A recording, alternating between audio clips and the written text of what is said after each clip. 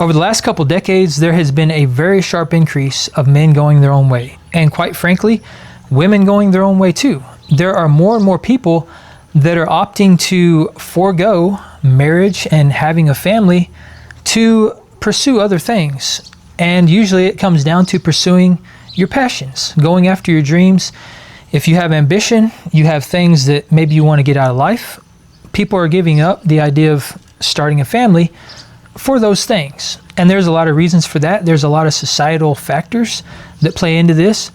But something that somebody in the comment section brought to my attention that I don't think anybody's talking about, and I think is very, very important. So shout out to Gordon Fernandez, 6837. All right, we were having a conversation, and this is 100% why I always encourage people to leave a comment, share your opinion, share your thoughts, share your experience, because this helps people out. It helps me out, it helps other people in the tribe out, because a lot of times that's all we have. We have knowledge. And if we can pass that on, we're passing on our legacy.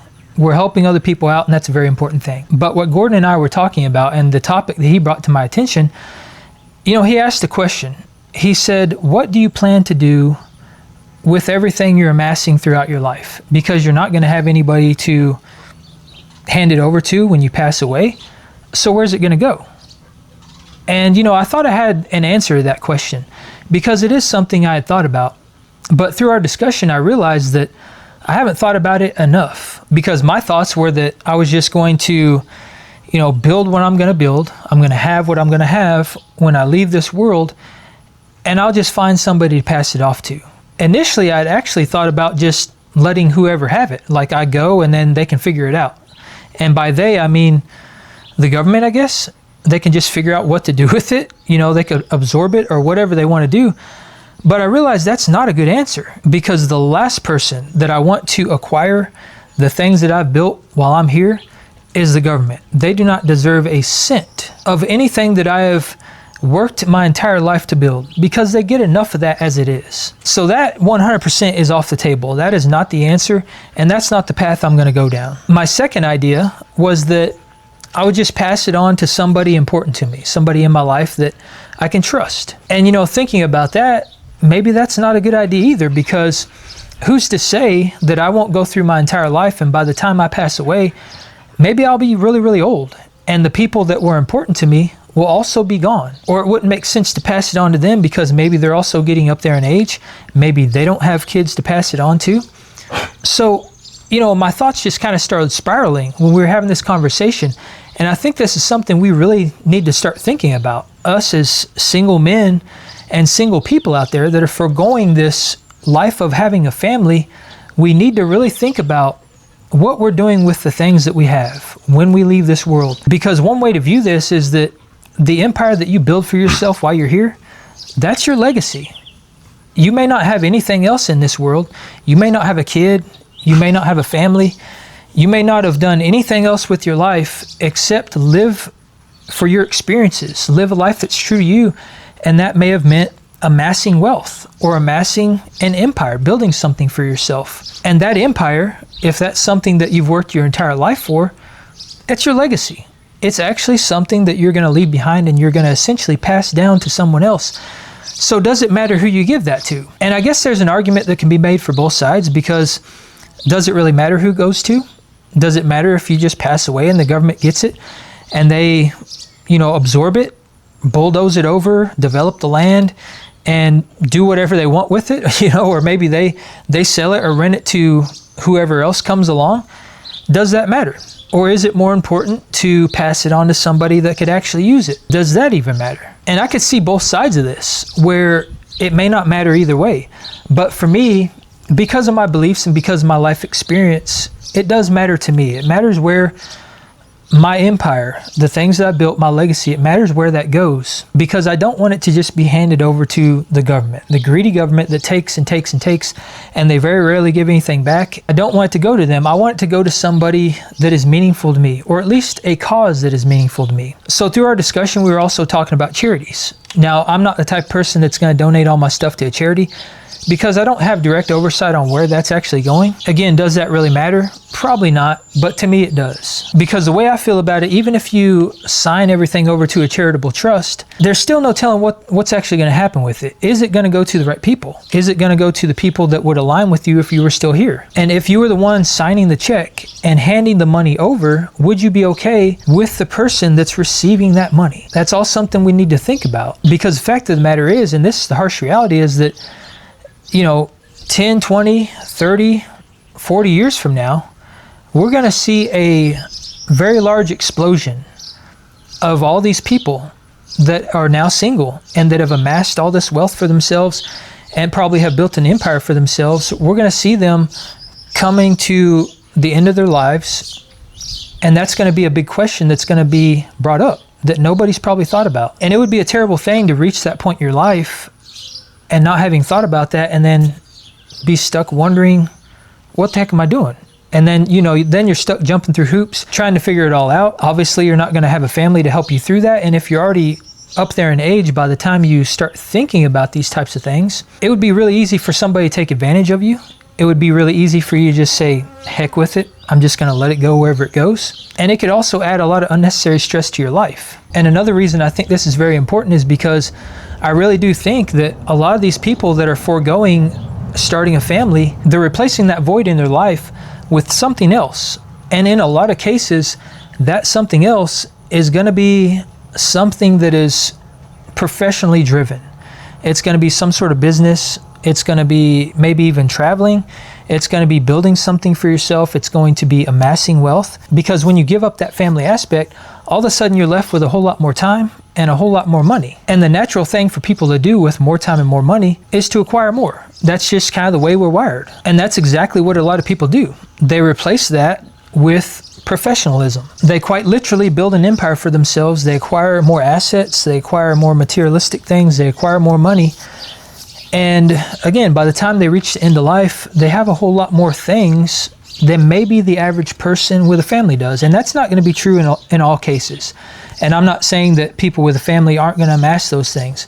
I'm just saying that when you are single and you have all that free time and that willpower and that ambition and essentially all that extra motivation to go after something else, then there's a pretty good chance you're going to have quite a bit more in terms of materialistic things and assets and money when you reach the end of life. Not going to be true in all cases, but in some cases, and probably a lot of cases, I would say. And this discussion, it really also got me wondering that does having all this stuff, does amassing an empire for yourself and building something for yourself, does any of that even matter? Because if you don't have anybody to pass it on to, and it's just going to be absorbed by some private investor or by the government or something like that, what's the point of even doing all this? And there's one argument that could be made that, it's fulfilling to you while you're here. You build something for yourself because we are creators and it's important for us to have something to live for, a reason to get out of bed every morning. But if you're amassing massive amounts of wealth and you're acquiring all these assets, how much is too much? How much do you actually need? And this is where I think it becomes even more important about who you hand this over to. Because if you are building all this stuff for yourself, it's going to be important to hand it over to somebody that can actually benefit from it. And that's where this has gone in my mind. So I haven't fully figured this out yet. I'm still working through this. So again, be sure to share your thoughts on this in the comments below, because maybe you have a better idea than I do. Because where I'm kind of at right now on this whole situation is that I'm planning on leaving it to somebody, hopefully that's still left in my life, somebody meaningful that can benefit from it. That's about as far as I've gotten. Who is that person going to be? I have no idea, because I would assume that by the time I get to that age, my parents are going to be gone for sure. I don't have any kids. I've got a brother. He doesn't have any kids either. So the people in my life I'll be left with are basically my friends and their kids, because I do have friends and stuff that have kids.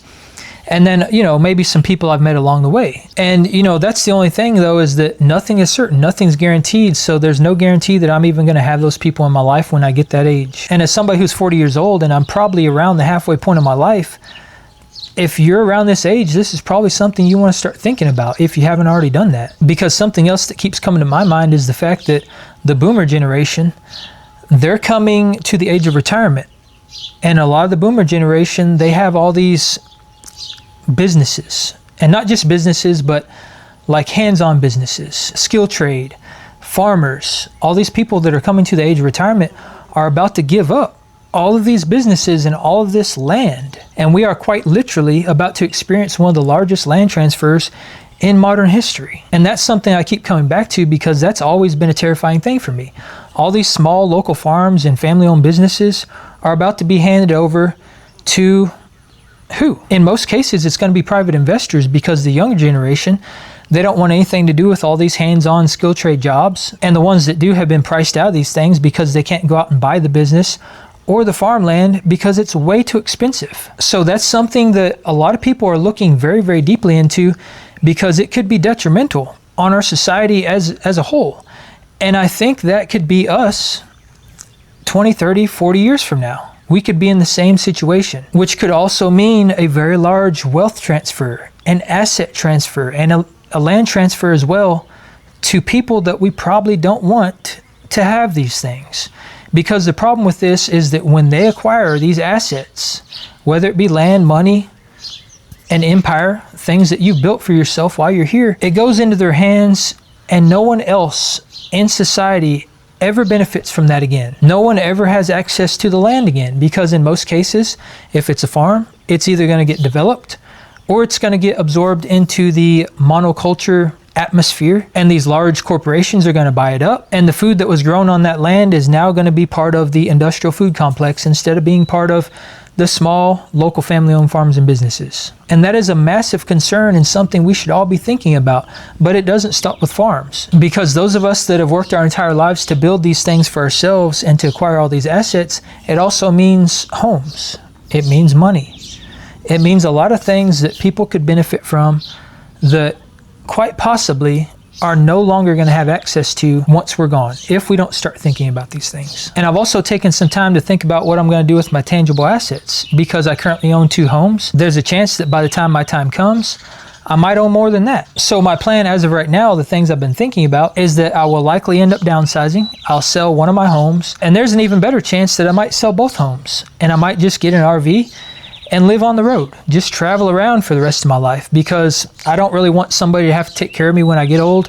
I plan on just walking out into the woods in the middle of the mountains somewhere and just letting nature run its course. Now, my views on that might change when I get to that age, but right now, the ambitious, driven side of me, that's what I want to do. But to me, it just makes more sense to either downsize or to sell my homes off, because that's one less thing I have to deal with. And if I sell them off, then I can dictate who gets my homes.